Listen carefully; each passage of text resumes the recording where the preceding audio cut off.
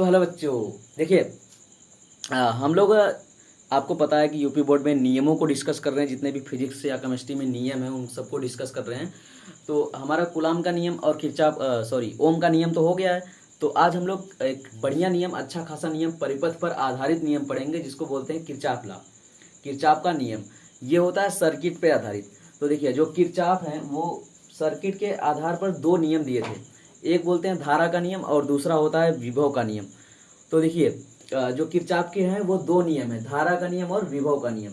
तो हम पहले दोनों को लिखते हैं, उसके बाद एक एक करके पूरा डिस्कस करते हैं। और यदि आप पूरे एंड तक वीडियो में एकदम मन से एकदम कंसंट्रेशन होकर स्क्रीन पर देखते रहेंगे तो आशा करता हूँ कि आपको पूरा का पूरा किरचॉफ लॉ अच्छे से समझ में आ जाएगा और दूसरे वीडियो को देखने की जरूरत भी नहीं होगी, क्योंकि मैं पूरा का पूरा एक्सप्लेन करने वाला हूँ। तो हमारे साथ जुड़े रहिए और देखते रहिए। किरचॉफ लॉ, हेडिंग डालेंगे हम लोग किरचॉफ का नियम। किरचॉफ का नियम, किरचॉफ लॉ। तो देखिए किरचॉफ को जब किरचॉफ नियम दे रहे थे तो उन्होंने दो नियम दिए थे। पहला है धारा का नियम, जो पहला नियम है उसे बोलते हैं किरचॉफ का धारा नियम, किरचॉफ का धारा नियम यानी करंट लॉ। और दूसरा जो है उसे बोलते हैं किरचॉफ का विभव नियम। तो इसे बोलते हैं केसीएल और इसे बोलते हैं केवीएल। तो किरचॉफ ने दो नियम दिए, एक किरचॉफ करंट लॉ है और एक किरचॉफ वोल्टेज लॉ है। तो एक को शॉर्ट में बोलते हैं केसीएल और दूसरे को शॉर्ट बोलते हैं केवीएल। तो किरचॉफ का धारा नियम और किरचॉफ का विभव नियम, तो दोनों को एक एक करके पूरा डिस्कस करेंगे। आप लोग हमारे साथ जुड़े रहिए। तो हम लोग पहला नियम देखते हैं। यदि आप इसको लिख चुके हो तो मैं ये मिटाने वाला हूँ। हम लोग इस नियम को देखते हैं कि धारा नियम है क्या आखिर। तो देखिए एक बात होती है संधि। यदि कहीं पर दो चीज़ों से ज़्यादा कुछ आकर जुड़ जाता है तो उसको संधि बोला जाता है। जैसे रेलवे में भी, रेलवे में दो पटरियों से अधिक या दो स्टेशनों से अधिक कनेक्ट करने वाले स्टेशन को क्या बोलते हैं? जंक्शन बोलते हैं या फिर संधि बोलते हैं। उसी प्रकार हमारे पास मान लीजिए एक संधि है, यहाँ पर दो से अधिक धाराएं आ रही हैं या दो से अधिक तार आपस में आकर जुड़ रहे हैं, तब इसे क्या बोलेंगे? संधि बोलेंगे। तो जो मान लीजिए कि एक धारा इधर आ रही है संधि की ओर I1, एक धारा इधर आ रही है संधि की ओर I2, एक धारा इधर से निकल रही है इसको बोलेंगे I3, एक धारा भी और भी निकल रही है इसको बोलते हैं I4, और एक धारा फिर से इधर आ रही है इसको बोलते हैं क्या? I5। तो एक संधि है, वहां पर पांच धाराएं आकर मिल रही हैं या फिर निकल रही हैं, I1, I2, I3, I4 और I5। तो एक कंसेप्ट होता है कि जितनी भी धाराएं संधि की ओर आती हैं वो सब पॉजिटिव होती हैं, और जितनी भी धाराएं संधि से दूर जाती हैं वो सब क्या होती हैं बेटा? निगेटिव होती हैं। तो हम लोग इस कंसेप्ट को यहाँ पर लिखेंगे कि जितनी धारा संधि की ओर आती है उस धारा का मान क्या होता है? पॉजिटिव, और जितनी धारा संधि से दूर जाती है उस धारा का मान क्या होता है बेटा? निगेटिव। तो जितनी भी धाराएं संधि की ओर आती हैं वो क्या होती हैं? पॉजिटिव, और जितनी भी धाराएं संधि की दूर जाती हैं वो क्या होती हैं? निगेटिव। तो आप इसको पहले नोट कर लीजिए कहीं भी साइड में। तो ये बहुत ही इंपॉर्टेंट रखने वाला है हमारे किरचॉफ के नियम के लिए। तो देखिए इस किरचॉफ का नियम का अगर जैसे बोला जाता है तो उसको अगर हम बोलें तो लिखेंगे कि एक संधि पर मिलने वाली क्या बेटा? एक संधि पर मिलने वाली सभी धाराओं का मतलब आने वाली या फिर जाने वाली सभी धाराओं का कुल बीजगणितीय योग क्या होता है? शून्य होता है। तो अगर इसको परिभाषा में लिखना हो तो एक सिंपल वे में लिख सकते हैं कि किसी संधि पर मिलने वाली सभी आने वाली एवं जाने वाली धाराओं का कुल बीजगणितीय योग क्या होता है? हमेशा शून्य होता है। तो देखिए I1 धारा संधि की ओर आ रही है तो इसको क्या लेंगे? पॉजिटिव लेंगे, पॉजिटिव I1। I2 धारा भी संधि की ओर आ रही है तो ये भी है पॉजिटिव I2। I3 धारा संधि से दूर जा रही है, क्या हो जाएगा? Negative I3। I4 धारा संधि से दूर जा रहा है, निगेटिव I4। I5 धारा संधि की ओर जा रहा है तो पॉजिटिव I5। और इन सब का बीजगणितीय योग क्या होता है? शून्य होता है। ये किरचॉफ का कौन सा नियम है? धारा का नियम। किरचॉफ का धारा नियम यह कहता है कि किसी संधि पर मिलने वाली कुल धारा आने वाली या जाने वाली, उनका बीजगणितीय योग हमेशा क्या होता है, शून्य। यदि देखो माइनस वाले को हम जोड़कर उस साइड कर देंगे तो क्या हो जाएगा, प्लस, तो क्या बनेगा I1 plus I2 plus I5 बराबर क्या बनेगा, I3 प्लस I4। कहने का मतलब क्या हुआ किरचॉफ के नियम का, कि आने वाली धारा बराबर जाने वाली धारा। तो ये भी एक किरचॉफ का नियम होता है कि किसी संधि पर संपूर्ण धाराओं का योग क्या होता है, बीजगणितीय योग शून्य होता है। और दूसरे वे में बोलें तो आने वाली, किसी संधि पर आने वाली धारा बराबर क्या होता है, जाने वाली धारा। तो इसको क्या लिखेंगे, आने वाली धारा बराबर क्या होता है बेटा, जाने वाली धारा। तो किसी संधि पर आने वाली धारा और जाने वाली धारा आपस में क्या होती हैं, बराबर होती हैं। या फिर ऐसे बोले कि आने वाली धारा और जाने वाली धारा का बीजगणितीय योग क्या होता है, शून्य होता है। तो शून्य के हिसाब से कुछ किया नहीं है, माइनस वाले को इधर कर दिया, तो आने वाली धारा बराबर जाने वाली धारा। ये भी क्या होता है, किरचॉफ का नियम। तो आप इसका स्क्रीनशॉट लीजिए पहले।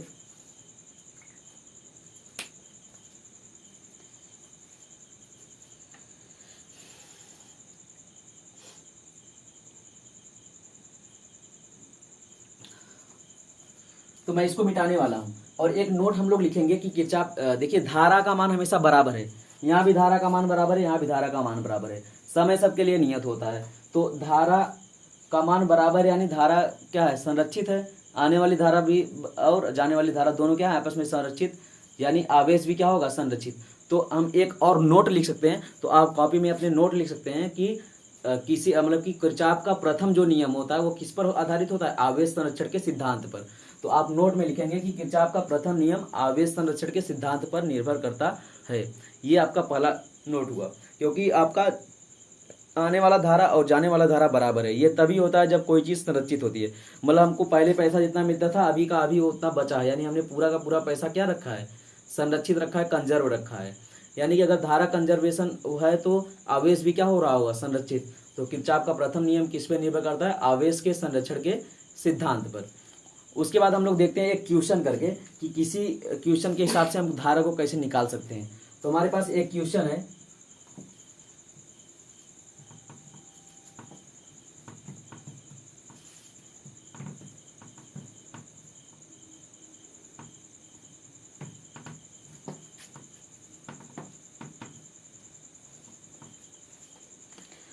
हमारे पास यहाँ पर क्वेश्चन है कि एक धारा दिया है, उसका हमको मान निकालना है। तो देखिए एक धारा है यहाँ पर, मान लीजिए एक संधि है, ये संधि है, ये संधि है, इतनी धाराएं मान लीजिए आ रही हैं इधर से। यहाँ से मान लीजिए 6 एम्पियर आ रहा है, यहाँ से 4 एम्पियर आ रहा है, यहाँ से 3 एम्पियर चला गया, यहाँ से भी 5 एम्पियर आ रहा है, संधि की ओर आ रहा है। इधर से x एम्पियर चला गया और इधर से मान लीजिए जाने वाली धारा है 2 एम्पियर। तो हमसे क्वेश्चन में बोल रहा है कि x की गणना कीजिए, x की गणना कीजिए। मतलब एक हमारे पास संधि है, उसमें सभी धाराएं दी है, उसमें से किसकी गणना करनी है, हमको x की गणना करनी है। तो देखिए x की गणना करने के लिए सबसे पहले हम किरचॉफ का प्रथम नियम लगाएंगे। किरचॉफ का प्रथम नियम क्या होता है, आने वाली धारा बराबर जाने वाली धारा। तो इसमें देखिए आपकी आने वाली धारा कौन कौन सी है, उसके बाद क्या लगाएंगे, जाने वाली धारा। तो आने वाली धारा क्या है, 6 एम्पियर, एम्पियर को अभी हटा देते हैं, बाद में हम लगा देंगे उसको। आने वाली धारा और क्या है, 4 एम्पियर। फिर आने वाली धारा और कोई नहीं है, बाकी सब की सब धाराएं क्या हो रही है, जा रही हैं। बराबर कर दीजिए 3 एम्पियर प्लस एक और आने वाली धारा है, सॉरी एक और आने वाली धारा है, ये 5 एम्पियर। 5 बराबर 3 प्लस 2 प्लस यक्स। हमसे पूछ रहा है यक्स की वैल्यू निकाल दीजिए आप। तो 4 6 10 प्लस 15, ये आएगा 15 और ये 3 2 कितना आएगा, 5 प्लस यक्स। तो यक्स बराबर क्या होगा, 15 माइनस 5, यक्स बराबर कितना आएगा, 10 एम्पियर। तो ये किरचॉफ के प्रथम के नियम के अनुसार हमने यक्स की वैल्यू निकाल दी। 6 एम्पियर आ रही है, 4 एम्पियर आ रही है, 5 एम्पियर आ रही है, 3 एम्पियर जा रहा है, 2 एम्पियर जा रहा है, यक्स भी जा रहा है। तो हमसे पूछा कि यक्स का मान बताइए। तो इस हिसाब से अगर हम किरचॉफ का प्रथम नियम लगाएंगे, आने वाली धारा बराबर जाने वाली धारा, तो जितना धारा आ रही है सबको इधर प्लस कर दीजिए, जितना धारा जा रही है उसको इधर प्लस कर दीजिए। आप करेंगे तो पाइप उधर से घट जाएगा, तो यक्स बराबर कितना आएगा बेटा, 10 आएगा। तो इस प्रकार से आपका एक क्वेश्चन सॉल्व होता है। आप इसका स्क्रीनशॉट लीजिए।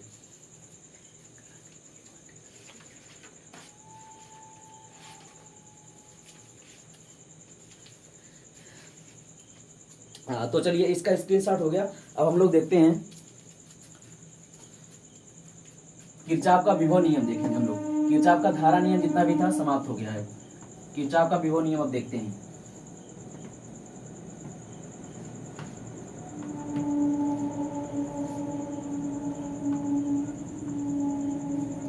सेकंड है आपका किरचॉफ का विभव नियम।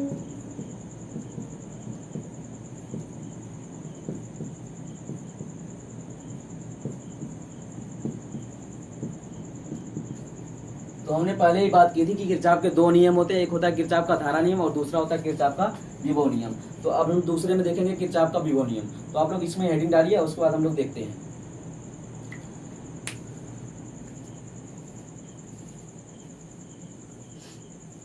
तो मान लीजिए एक सर्किट है हमारे पास, मान लीजिए ऐसा एक सर्किट है, ये प्रतिरोध है, प्रतिरोध, और ये एक बैटरी लगी है इसमें, और ये एक सर्किट है। मान लिया यहाँ पर बिंदु ए है और ये बिंदु बी है।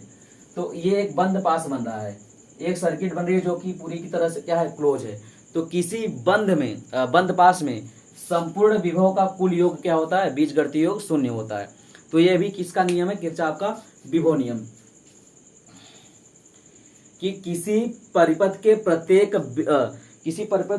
बंद पास में संपूर्ण विभव का, किसी परिपथ के प्रत्येक बंद पास में संपूर्ण विभव का कुल बीजगणितीय योग क्या होता है, शून्य होता है। इसे भी क्या कहते हैं, किरचॉफ का विभव नियम कहते हैं। विभव का चिन्ह कैसे लिखेंगे, देखिए ये जो प्लस पॉइंट है, यहाँ से ये प्लस है ये माइनस है, तो यहाँ से धारा निकलती है, इधर जाएगी और फिर धारा यहाँ का आकर क्या हो जाएगी, इंड हो जाएगी। तो ये आई है और ये आई है। तो अगर चिन्ह निकालना है तो आप ऐसे लिखिए, यदि प्रतिरोध की ओर धारा आ रही है और हम भी इधर ही जा रहे हैं, तो विभव का चिन्ह क्या लेते हैं, निगेटिव लेते हैं।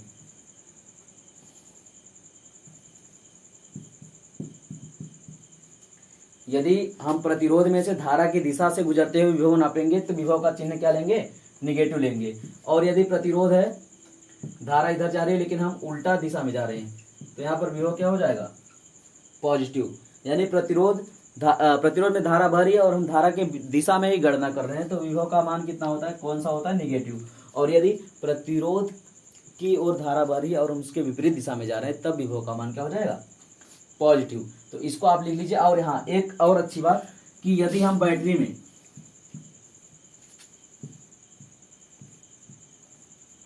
देखिए यदि हम बैटरी में इधर जा रहे हैं तो ये पहले घाटा है, बाद में लाभ है।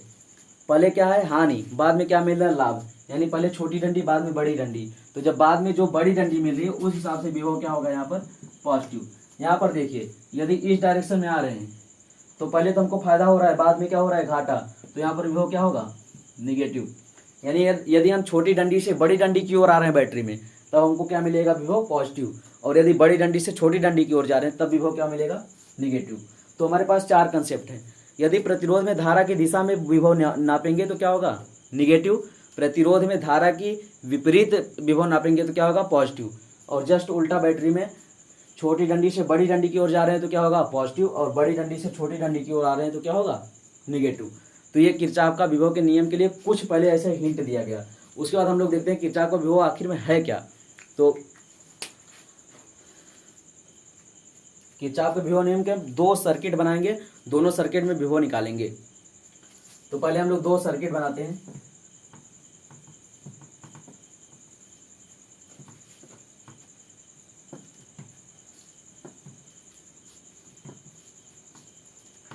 तो हम लोग दोनों सर्किट बनाते हैं पहले।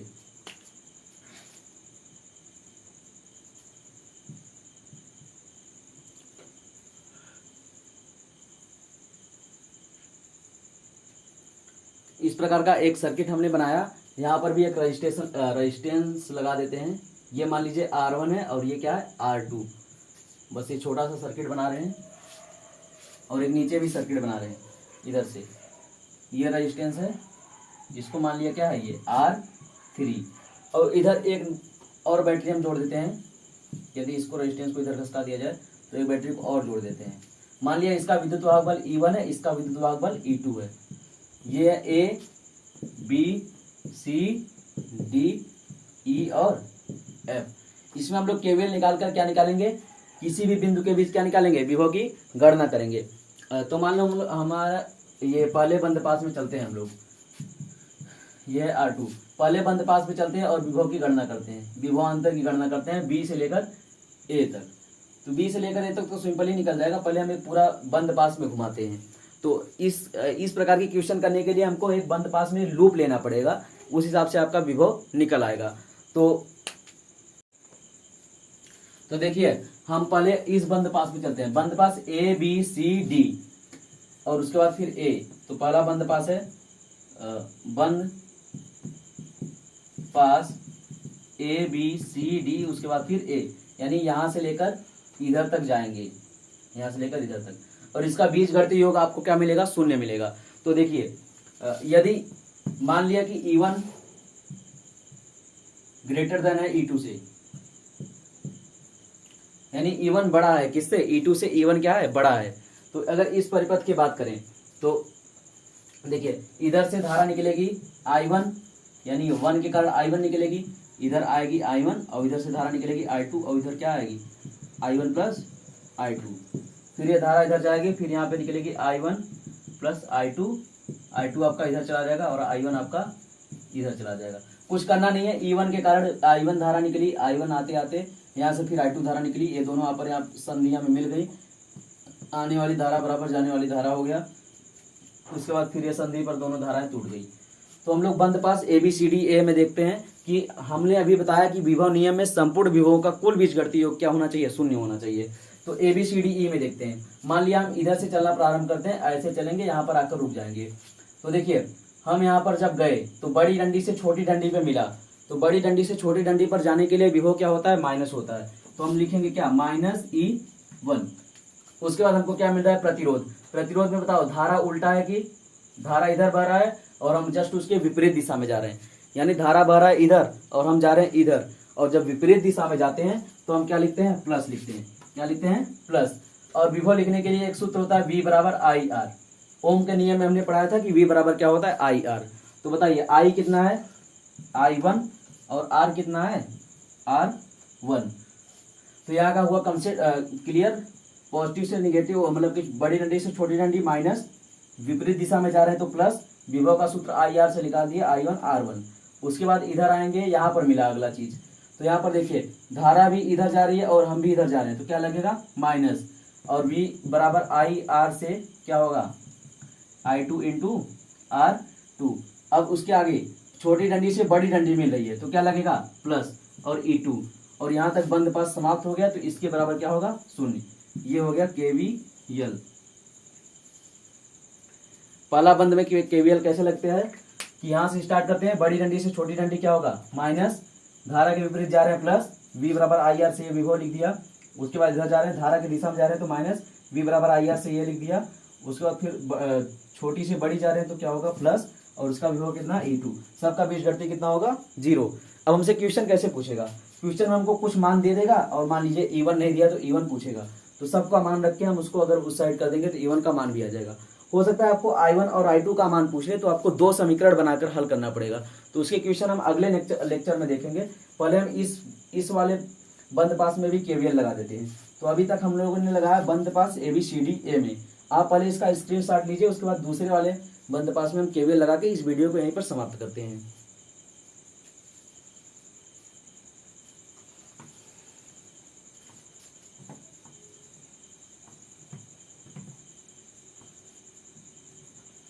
देखिए अब इस बार हम लोग लगाएंगे बंद पास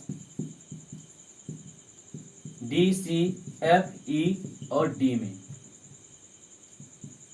DCFE और फिर D में, यानी बंद पास ऐसे घुमाना है इस बार, इस प्रकार से।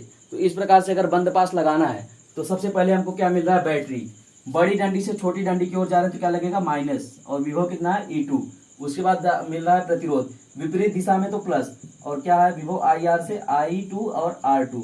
उसके बाद धारा की दिशा किधर है, इधर है, और ये क्या मिल रहा है, R3। धारा कितना है, IR से, धारा की दिशा में जा रहे हैं तो क्या होगा, सॉरी धारा के विपरीत जा रहे हैं तो क्या होगा, पॉजिटिव। धारा कितना है, I1 प्लस I2, और प्रतिरोध कितना है, R3 बराबर, ये भी क्या होगा, शून्य। ये भी किसका नियम है, किरचॉफ का नियम। तो बंद पास नीचे वाले में कुछ किया नहीं गया है, पहले हमको बैटरी मिला है, बड़ी डंडी से छोटी डंडी की ओर आ रहे हैं तो क्या होगा, माइनस विभव है E2। यहाँ पर V बराबर IR से धारा इधर बह रही है और हम इधर जा रहे हैं तो विपरीत दिशा में क्या लगेगा, प्लस IR से क्या लगेगा, ये I2 है, R2 है तो I2 और R2। यहाँ भी धारा के विपरीत दिशा में जा रहे हैं तो प्लस, और IR से अगर लगाएंगे तो संपूर्ण I1 प्लस I2 है और प्रतिरोध कितना है, R3। इसके बराबर इसका बीजगणितीय योग कितना होता है, 0 होता है। तो आशा करता हूँ कि आपको किरचॉफ का दोनों नियम समझ में आया होगा। इसके क्वेश्चन हम अगले वीडियो में या फिर अगले कभी लेक्चर में देख लेंगे। अभी हम लोग केवल और केवल यूपी बोर्ड के क्यों नियम को रिवाइज कर रहे हैं, जितने भी फिजिक्स और केमिस्ट्री में नियम आते हैं, क्योंकि वो ज़्यादातर अक्सर करके एग्जाम में पूछे जाते हैं और बहुत ही इंपॉर्टेंट होते हैं। यदि आप हमारे वीडियो पे चैनल पे लगातार जुड़े रहेंगे तो ऐसे ही अच्छे अच्छे आपको नियम ईजी वे में समझाया जाएगा। तो आज एक बार हम लोग इसको रिवाइज कर लेते हैं। किरचॉफ के दो नियम होते हैं, एक होता है धारा का नियम और दूसरा होता है विभव का नियम। धारा का नियम कहता है कि किसी संधि पर आने वाली सभी धारा जाने वाली सभी धारा के मान के बराबर होता है, या फिर आप बोल दीजिए कि आने वाली धारा तथा जाने वाली धारा का बीजगणितीय योग कितना होता है, 0। प्रथम नियम किस पर आधारित होता है, ऊर्जा आवेश संरक्षण पर। हाँ, एक बात मैं बताना भूल गया था कि किरचॉफ का जो द्वितीय नियम या विभव का नियम होता है वो तो ऐसे लिखेंगे कि किरचॉफ का द्वितीय नियम या विभव का नियम ऊर्जा संरक्षण के आधार सिद्धांत पर आधारित होता है। तो प्रथम नियम आधारित होता है आवेश संरक्षण के सिद्धांत पर और द्वितीय नियम आधारित होता है ऊर्जा संरक्षण के सिद्धांत पर। कभी कभी ये एक नंबर में पूछ लेता है यूपी बोर्ड में कि बताइए कि किरचॉफ का प्रथम नियम किस पर आधारित है या फिर किरचॉफ का द्वितीय नियम किस पर आधारित है। तो प्रथम नियम आवेश संरक्षण के सिद्धांत पर और द्वितीय नियम ऊर्जा संरक्षण के सिद्धांत पर। दूसरे नियम में हम कुछ नहीं किए हैं, बस बंद पास में केवीएल लगाए हैं। बड़ी डंडी से छोटी डंडी की ओर आ रहे हैं तो विभव माइनस, छोटी डंडी से बड़ी डंडी की ओर आ रहे हैं तो विभव प्लस, धारा की दिशा में जा रहे हैं तो प्रतिरोध का विभव माइनस और धारा के विपरीत जा रहे हैं तो प्रतिरोध का विभव प्लस। उस हिसाब से करते करते आप सभी का विभव प्रतिरोध के लिए V बराबर IR से लगाते लगाते उसको क्या कर देंगे, 0 कर देंगे। तो ये आपका KVL और KCL दोनों इसी प्रकार से समाप्त होते हैं। और आशा करता हूँ कि यदि आप वीडियो में लगातार एंड तक जुड़े होंगे तो आपको पूरा समझ में आया होगा। कहीं भी यदि किसी पॉइंट पर आपको डाउट हो तो उस पॉइंट का आप क्लिप लेकर या फिर आप कमेंट कर सकते हैं कि हमको इस पॉइंट पे डाउट है, तो हम उस आपको क्लियर कर देंगे। व्हाट्सअप का नंबर आपके डिस्क्रिप्शन में लगा है, आप वहां से भी हमसे डाउट पूछ सकते हैं। आज के लिए बस इतना ही, और ऐसे ही नियम और मिलते रहेंगे हमारे चैनल पर। तो आप लोग कोशिश करिए और पढ़ाई में मस्त रहिए यार। 5-6 महीने बचे हैं, अच्छे से यूपी बोर्ड की तैयारी के लिए अच्छा खासा नंबर लाइए। हमारा यही सिद्धांत है, आप लोग आगे बढ़िए। जब पढ़ेगा भारत तभी आगे बढ़ेगा भारत। जय हिंद, धन्यवाद।